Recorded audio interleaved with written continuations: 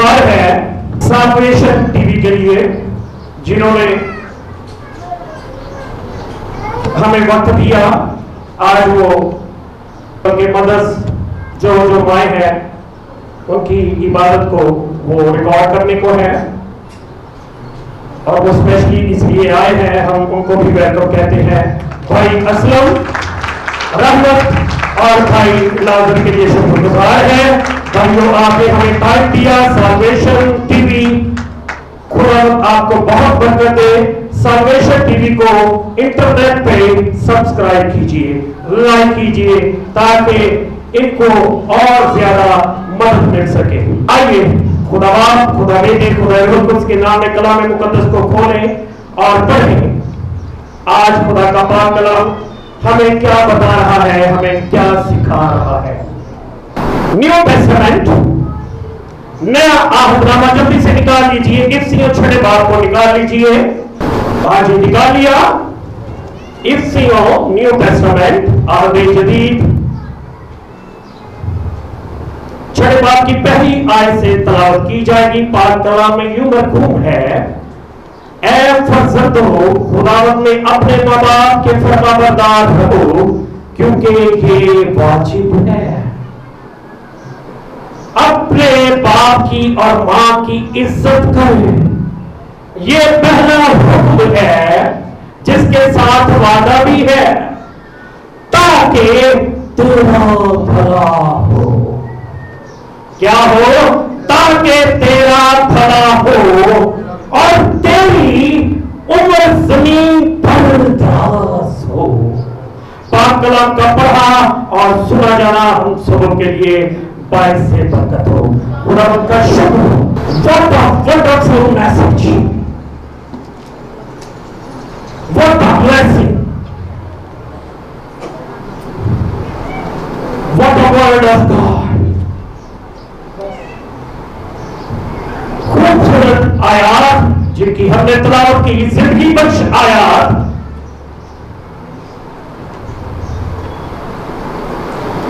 मेरे भाइयों मेरी बहनों, पाक कलाम में हमने पढ़ा, इस मैसेज के दौरान यह पहला हुक्म बताया गया है। लेकिन अगर हम 10 अहकाम, खुदा के 10 अहकाम जो मूसा की मार्फत दिए गए, उनको पढ़े तो ये 5वां हुक्म है, अपने मां बाप की इज्जत करें।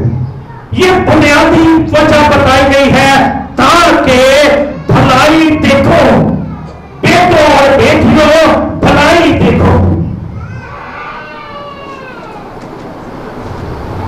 हम आज मदर्स डे को सेलिब्रेट कर रहे हैं।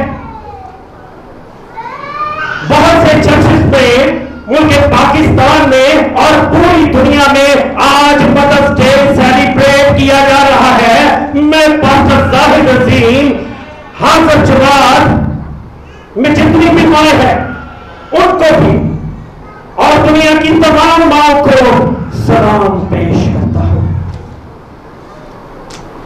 खुदावंद दुनिया की तमाम माओं को सेहत और सलामती बख्शे,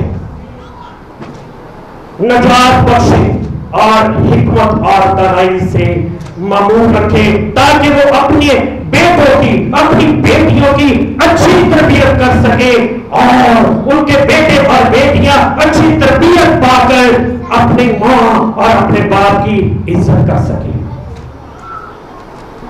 हम पहले बात करेंगे कि हम ये जो मदर्स डे बना रहे हैं, क्यों बना रहे हैं, वजह क्या है, इसका बानी कौन है, किसी को पता है? कोई भाई या बहन बता सकता है मदर्स डे हम क्यों मनाते हैं? कोई? हाँ जी, कोई भी नहीं?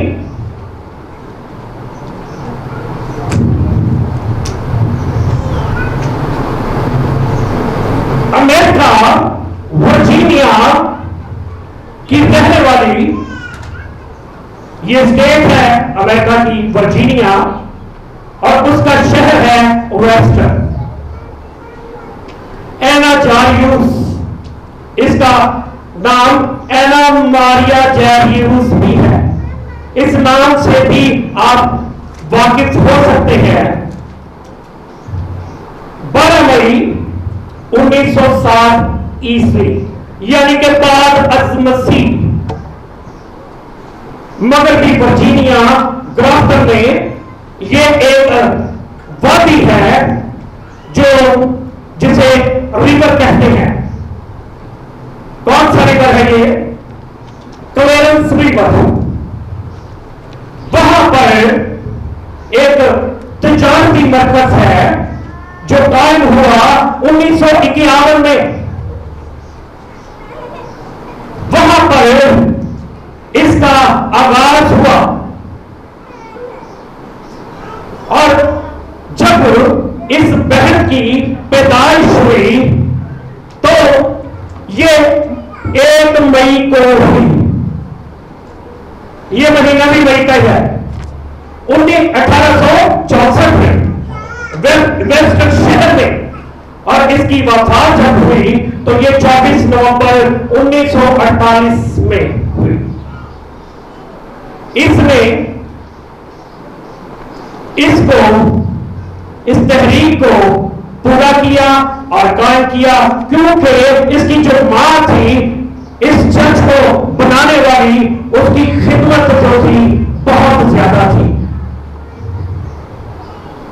इसने अपनी मां से सुन रखा था। उसकी मां के अंदर यह बात थी पाक रूह की कायमियत की वजह से कि कोई ऐसा दिन कायम किया जाना चाहिए कि जब मां को खराजे तहसीन पेश किया जाए। तो उसकी बेटी ने 12 मई 1960 ईस्वी को इस दिन को कायम किया, तहरीक को शुरू कर दिया और आज वो तहरीक पूरी हो गई है। हम लोग उसको मना रहे हैं। हम तक ये बात पहुंच गई है क्योंकि ये बात पाक कलाम से पहुंची, पाक रूह के वसीला से पहुंची और इसमें चर्च में ही जन्म लिया। हालेलुया। अब हम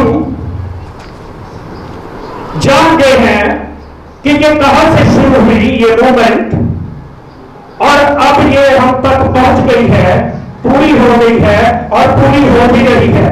और कुछ नस्लें और कुछ कौमें ऐसी भी है जिन तक पाक कलाम नहीं पहुंचा। कुछ लोग अनजान भी है अभी तक भी, इसलिए यीशु मसीह अभी तक नहीं आए, उनकी दूसरी आमद नहीं हुई जब तक यीशु मसीह का पाक कलाम के कान तक नहीं पहुंच जाएगा और घुटना यीशु मसीह के आगे नहीं झुक जाएगा। हालेलुया। वो वादा तब तक पूरा नहीं होगा। वो वक्त हमें नहीं पता, अभी आ जाए, कल आ जाए, महीने बाद या साल बाद। हालेलुया। तो खुदा का पाक कलाम फरमाता है, हमने देखा कि उसकी बेटी एना जारियस पाक कलाम के वसीला से एक तहरीक पा गई, पहचान गई खुदा के तसव्वुर को। हालेलुया। कि मेरी मां पाक रूह के वसीला से वो ये कायदियत थी उसके अंदर कि इस तरह का कोई दिन होना चाहिए कि मां को खराजे तहसीन पेश किया जाए, क्योंकि जो खुदा बाप की खूबियां है वही खूबियां मां के अंदर नजर आ रही है। हालेलुया। वो जान गई थी। पाक कलाम इसलिए कहता है, ए फरजंदो, क्या कहता है? ए फरजंदो। फरजंद का मतलब है बेटा या बेटी, औलाद। गौर से सुनो, तेरा भला हो, तेरा भला हो।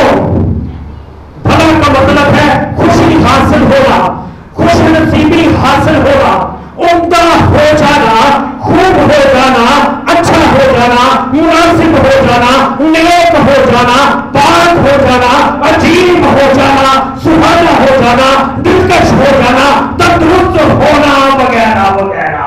क्या आप होना चाहते हैं?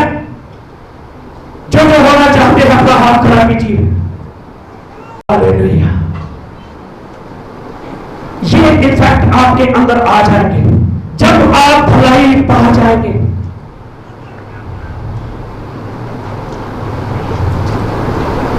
उम्र की दराजी होगी। बच्चों, बेटों और बेटियों, उम्र की दराजी होगी। उम्र का मतलब क्या है? अरसा बढ़ जाना, मुद्दत का बढ़ जाना, जिंदगी का बढ़ जाना, जमाना बढ़ जाना, दौर बढ़ जाना, यह उम्र है। और दराजी का मतलब है लंबाई हो जाना या तवालत होना। हालेलुया। तो यहां पर हमने पढ़ा है फर्जंद तो खुदावंद में अपने मां बाप के फतवा बरदार रहो, क्योंकि ये वाजिब है। हालेलुया। हुक्म है और हुक्म के साथ वादा भी है। यहां पर जो अल्फाज इस्तेमाल हुए हैं यूनानी में, टा टेकना, और अंग्रेजी में यह जो तर्जुमा है पहली आयत का लिखा है, children obey the parents of you in the Lord, this four is right, this four is right. कि खुदा ने ए बच्चों, खुदा ने ए फर्जंदों, बेटों और बेटियों, अताअत करो, अपनी मां की और बाप की अताअत करो, फिर तुम भलाई देखोगे, फिर तेरी उम्र दराज होगी। ये शर्त है, ये असूल बताया गया है, खुदा ने असूल बयान कर दिया है। अताअत का मतलब है ताबे फरमानी करना, बंदगी करना, फरमाबरदारी और तमीले हुक्म करना, अपनी मां के हुक्मों को मानना। हालेलुया। कौन कौन मानता है? सही दसना। Hallelujah, hallelujah. अंग्रेजी में मां के लिए मदर इस्तेमाल होता है, लफ्जी तर्जुमा वालिदा, और हिंदी में माता जी भी कहते हैं। ऐसे ही है, बड़े ड्रामों और फिल्मों में हमने सुना है, हमको काफी हिंदी समझ में आ गई है। आज मां की कुर्बानियों को खराज तहसीन पेश करना है, क्योंकि मां इनाम है, मां तोहफा है खुदा की तरफ से, ताकि तेरा भला हो, ताकि तू सेहतमंद हो जाए, ताकि खुदा का आसमान आप लोगों पर खुला रहे। आमीन। कौन कौन चाहता है कि खुदा का आसमान आप पर खुला रहे? हालेलुया। तो अपनी मां की इज्जत करो, उसके हुक्म की तामील करो, उसकी फरमाबरदारी करो, क्योंकि वो तोहफा है, खुदा के ज़हन का तसव्वुर है। मां एक बुलावे का निशान है। हालेलुया। मां एक बुलावा है जो खुदा की तरफ से है। यहूदी कहावत है, बड़ी मशहूर कहावत है आज भी, कि जब खुदा दुनिया में काम करना चाहता था तो उसने मां को अपना नुमाइंदा बनाकर बच्चों पर मुकर्रर कर दिया। Hallelujah, hallelujah. खुदावंद की तारीफ, क्या बड़ा खूबसूरत काम है। Hallelujah, hallelujah. खुदा ने अपनी जगह पर मां को नुमाइंदा बना दिया है, क्योंकि जो खुदा करना चाहता था वो खुदा माओ से भी करवा रहा है। मां खिदमत कर रही है। हालेलुया। कौन कौन अपनी मां की खिदमत को जानता है? Hallelujah, hallelujah. Glory, glory, glory to God. खुदा ने मां को शफकत के लिए रख दिया। ये खुदा की तरफ से शफकत का इजहार है। मां हालांकि कामिल नहीं, खुदा कामिल है, लेकिन मां की जो नीयत होती है, उसका इरादा होता है, हमेशा अपने बच्चों के लिए भलाई का होता है। ऐसा ही है ना, बच्चा जितना मर्जी कोचा हो तो भावे जितना मर्जी सोना हो, बच्चा जितना मर्जी चंगा हो तो बच्चा भावे जितना मर्जी पहरा हो, हर मां उसकी भलाई चाहती है। हालेलुया, ऐसा ही है। मेरे साथ साथ रहे।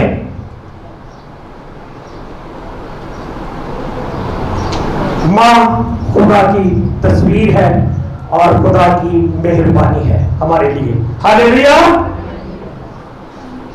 मां एक भलाई के रवैये को कहा जाता है। मां में केयर नजर आती है, मां हिफाजत करती है। ऐसा ही है ना, बच्चा गिर जाए तो फटाफट उठाती है, गंदा हो जाए तो उसे नहलाती है, कपड़े पहनाती है, भूखा है तो उसको दूध पिलाती है। रात को अगर गहरी नींद में सोई है तो उसका बच्चा जरा सा भी हिले तो वो फौरन अपनी आंख को खोल देती है, उसको छूना देती है, उसको लोरियां देती है सुलाने के लिए। मां बहुत सी कुर्बानियां देती है,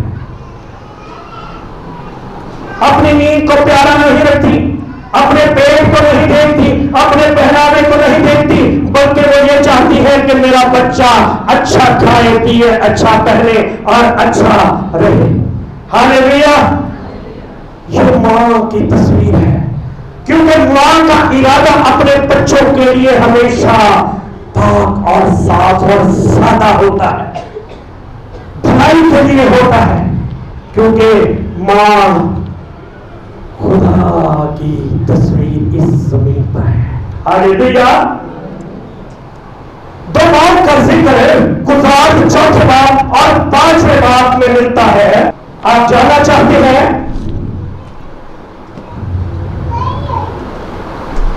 वहां पर दो माएं हैं, एक मां है दबोरा और दूसरी मां है सीसा मीना, और तीसरी एक औरत और भी है जो खुदा की खादमा है। हालेलुया।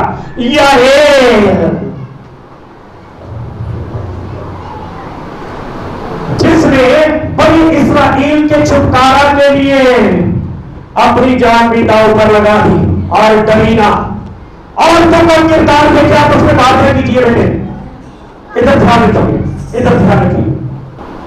बहनों का किरदार, बेटियों का किरदार पाक कलाम में इतना पाकीज़ा है, उम्दा है, इतना इज्जत वाला है कि बयान से बाहर है। बनी इस्राएल अपने गुनाह की वजह से बुत परस्ती करते थे, तो खुदा ने क्या किया? बनी इस्राएल को यमीन बादशाह, जो कनान का बादशाह था, जालिम था, उनके हाथों में कर दिया। और उसका एक लश्कर का सरदार था, सिपा सलार था, सीसरा, उसको मुकर्रर कर दिया और 9000 लोहे के रथों से लेस कर दिया। घोड़े थे और ऐसे घोड़े जो लड़ाई के लिए जाने वाले ताकतवर घोड़े, जब वो दौड़ते तो लोग उनकी आवाज सुनकर, उनका शोर सुनकर डर जाते, खौफजदा हो जाते। रथ लोहे के,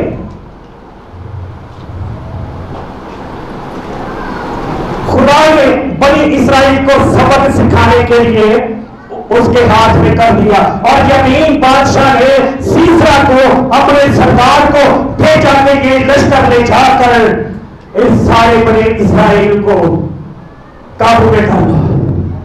और बनी इस्राएल डर गया, खौफजदा हो गया कि अब हम मारे जाएंगे, पकड़े जाएंगे, लुट जाएंगे। पर उस जगह पर एक मां थी, हालेलुया हालेलुया, जिसका नाम दबोरा है। उसके दिल में दर्द है, एहसास है, हमदर्दी है। बनी इस्राएल के बच्चों को वो अपना बच्चा समझती है, तमाम बनी इस्राएल को वो अपना बेटा समझती है, अपना भाई समझती है, अपनी बहन समझती है, अपनी बेटी समझती है। है। दबोरा एक नदिया थी, एक शायरानी थी, मगर वो तरजीह किस चीज को देती है कि मैं एक मां हूं। Hallelujah, hallelujah. वो इस बात पर फख्र नहीं करती थी कि मैं एक उम्दा शायरा हूं। 5वें भाव में उसका एक गीत लिखा हुआ है, घर जाके पढ़ लीजिएगा। ये काजी नहीं थी, ये जज थी, और बनी इस्राइल के फैसले किया करती थी। और एक खजूर के दरख्त के नीचे इसका घर था। लोग इसके पास आते, अपने फैसले लेकर, अपने काम लेकर, अपनी मुश्किलात को बयान करते कि इसका कोई हल बताओ। वो खुदा की हिकमत से मामूल थी। हालेलुया। और वो जितने फैसले करती, जितने काम करती, बड़ी से बढ़कर करती। हालेलुया। ये एक मां है। और क्या करती है जब उसे पता चलता है कि खुदा ने बनी इस्राइल के कामों की वजह से याबीन के हाथों में कर दिया है, तो खुदा उसको गालियत बख्शता है अपने बागों के वसीला से कि सही वक्त पर सही दिन तो इनको आजाद करवा रहे। वो बर्फ कटवाती है, बर्फ उसके पास आता है और उसे लेकर चला चाहता है कि तुम भी मेरे साथ चल। मां को कहता है, मां उसे बता देती है कि तू ऐसा ऐसा कर, मगर बर्फ कहता है मैं तेरे बगैर नहीं जाऊंगा। वो कहती है ठीक है मैं तेरे साथ चलूंगी लड़ने के लिए। यबीन की फौजों से और कोहे तबूर पाए वो चल जाते हैं, और यबीन को और सीसा को पता चल जाता है कि वो कोहे तबूर पर आ पहुंचे हैं, और उसका लश्कर आ जाता है हमला करने के लिए। और मां कहती है, तबूरा कहती है अब वक्त है, हमला कर जा, यही दिन है, यही वक्त है, हमला कर पता है। कहती है, सवाल करती है क्या खुदा तेरे आगे नहीं? हालेलुया। तो वो चल जाता है और हमला करता है और तमाम फौजों को खत्म कर देता है, नेस्त तो नबूद कर देता है, और सीसरा उसके आगे आगे भाग जाता है। कलाम में लिखा है, तेरा दुश्मन एक रास्ते से आएगा और सात सात रास्तों से भाग जाएगा। हालेलुया। मेरे भाई मेरे बहनों, वो आगे याएल के पास भाग कर जाता है सीसरा, और वो जाके से कहता है कि मुझे बना दे। पानी मांगता है, वो उसे दूध देती है, दूध पी, मक्खन देती है, मक्खन खा, वो सो जाता है। और उसे मौका मिल जाता है कि ये बनी इस्राएल का दुश्मन है। याएल एक औरत है और वो एक मेख लेती है और उसकी कपड़ी पर रखकर जोर से मारती है, और सीसा वहीं पर खड़ा हो जाता है। बनी इस्राएल का दुश्मन वहीं पर खड़ा हो जाता है, और उधर एक मां है, सीसरा की मां, उसका दिल धड़क उठता है अपने बेटे के लिए कि मेरा बेटा अभी नहीं आया। पहले वो डर जाती, फिर कहती है वो नूर का माल लेकर आएगा, रंग बिरंगे कपड़े लेकर आएगा, वो ऐसा करेगा, वो वैसा करेगा, मगर वो तो शिकस्त खा चुका है, वो तो फना हो चुका है एक मां के हाथों से। Hallelujah, hallelujah. हम देखते हैं इस तस्वीर में कि एक मां तबूरा है,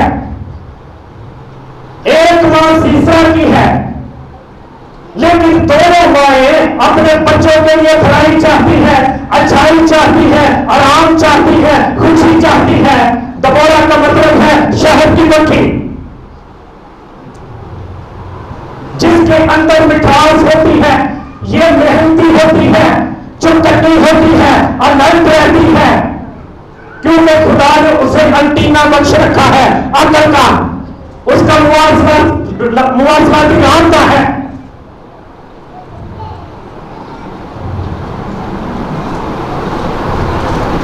शहद की मक्खी केयरिंग होती है, हिफाजत करने वाली होती है अपने बच्चों की, अपनी जगह की, अपने घर की। मां भी ऐसा ही करती है, अपने घर को बनाती है, संभालती है। इसके जो पर हैं शहद की मक्खी के, 1 सेकंड में 190 दफा ये हवा देते हैं ताकि टेम्परेचर और उसके इर्द गिर्द का माहौल अच्छा रहे। Hallelujah, hallelujah. वो बचाती है, सेव करती है, महफूज रखती है।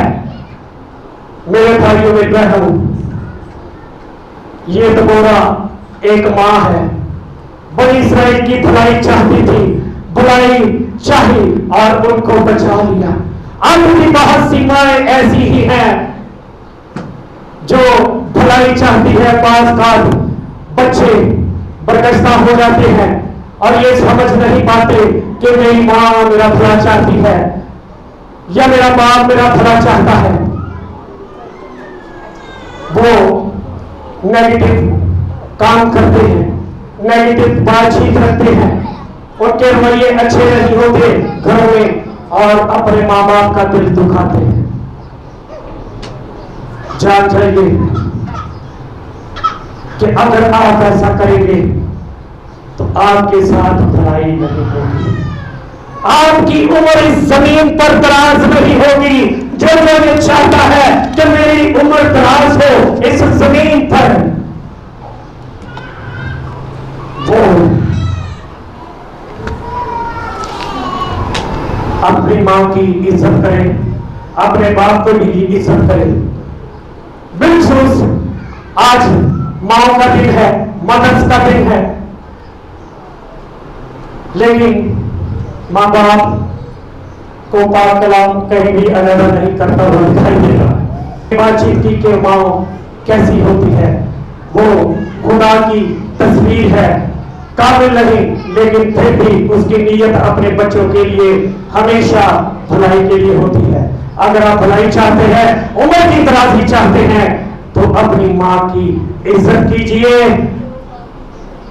उसके हुक्म की तामील कीजिए, उसकी भी केयर कीजिए, क्योंकि माएं जब आप छोटे होते हैं तो मां आपकी केयर करती है, जब आप बड़े हो जाएं तो आप भी अपनी मां की केयर कीजिए, उनको घर से बाहर ना निकाल दीजिए, उनका दिल ना तोड़िए, हमेशा उनकी सुनिए, उनकी ख्वाहिशात का ख्याल कीजिए और उनकी जरूरियात का भी ख्याल कीजिए, क्योंकि कोई ऐसी मां नहीं जो अपने बच्चे की भलाई नहीं चाहती।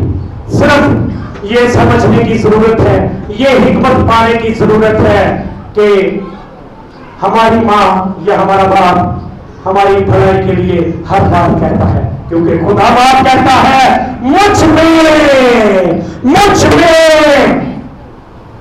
अपनी मां और बाप की अताअत करते हो, बदली करते रहो, धर्मबरदारी करते रहो, उनकी इज्जत करते रहो, उनका ख्याल रखते रहो।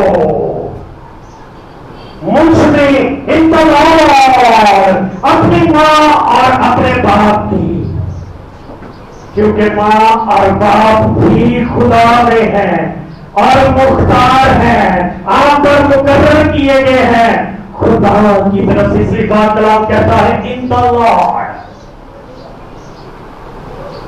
खुदा आप सबको बरकत दे।